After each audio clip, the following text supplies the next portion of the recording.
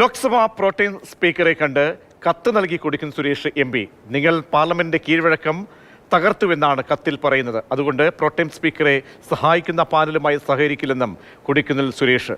അനൂപ് ദാസ് നൽകും വിവരങ്ങൾ.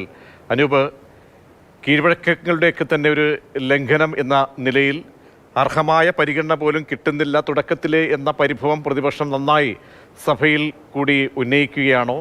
അതാണോ കൊടിക്കുന്നിൽ സുരേഷിന്റെ ഭാഗത്തു നിന്നും ഇപ്പോൾ പ്രോട്ടേം സ്പീക്കർക്ക് നൽകുന്ന കത്തിലും രേഖപ്പെടുത്തുന്നത്? വിവരങ്ങൾ.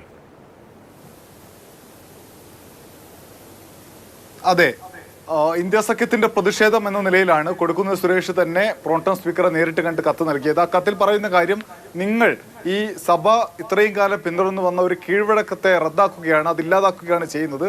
അത് അംഗീകരിക്കാൻ കഴിയില്ല. അതുകൊണ്ടാണ് പ്രോംപ്റ്റം സ്പീക്കറെ സഹായിക്കാനുള്ള 5 അംഗങ്ങൾ അടങ്ങിയ പാനലിനോട് സഹകരിക്കാത്തത് എന്ന് കൊടിക്കുന്നിൽ സുരേഷ് പറയുന്നു. കൊടിക്കുന്നിൽ സുരേഷിന് പുറമെ TR ബാലുവും ഒപ്പം ഒരു തൃണമൂൽ കോൺഗ്രസ് അംഗവുമാണ് ഈ 5 അംഗ സമിതിയിൽ ഉണ്ടായിരുന്നത്. ഈ സമിതിയിൽ പങ്കെടുത്തില്ല എന്ന് മാത്രവുമല്ല, ഈ പ്രധാനമന്ത്രി നരേന്ദ്രമോദി സത്യപ്രതിജ്ഞ ചെയ്ത് MP ആയി അധികാരമേറ്റതിനു ശേഷം തൊട്ടടുത്ത് സത്യപ്രതിജ്ഞ ചെയ്യാൻ വേണ്ടി വിളിച്ചത് കൊടിക്കുന്നിൽ സുരേഷിനെ ആയിരുന്നു. അത് കഴിഞ്ഞ് TR ബാലുവിനെ. പക്ഷേ അവർ സത്യപ്രതിജ്ഞ ചെയ്യാനും തയ്യാറായില്ല.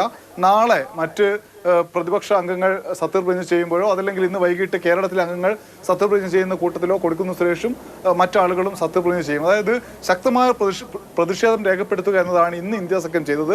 മാത്രവുമല്ല, ഭരണഘടന ഉയർത്തിപ്പിടിച്ചായിരുന്നു സഖ്യം സഭയിലേക്ക് എത്തിയത്.